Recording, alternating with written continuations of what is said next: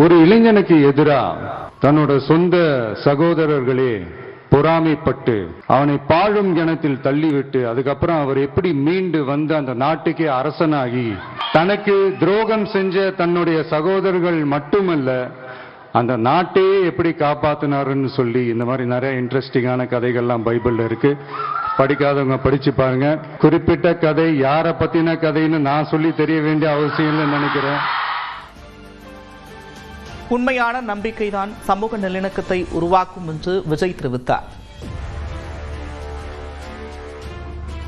சமூக சமய நல்லிணக்கத்தை பாதுகாக்கிறதுல 100% உறுதியா இருக்கும். அதுல எந்த விதமான ஒரு காம்ப்ரமைஸும் இருக்கவே இருக்காது. மதச்சார்பற்ற சமூக நீதி கொள்கைகள்னு பேரு வச்சதே இந்த உறுதினாலதான்.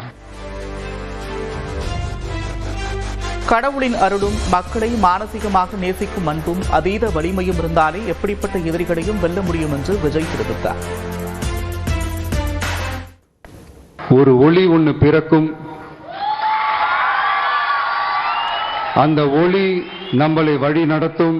அனைவருக்கும் என்னுடைய கிறிஸ்துமஸ் நல்வாழ்த்துக்கள். அனைத்து புகழும் எல்லாம் வல்ல இறைவனுக்கே. Praise the Lord.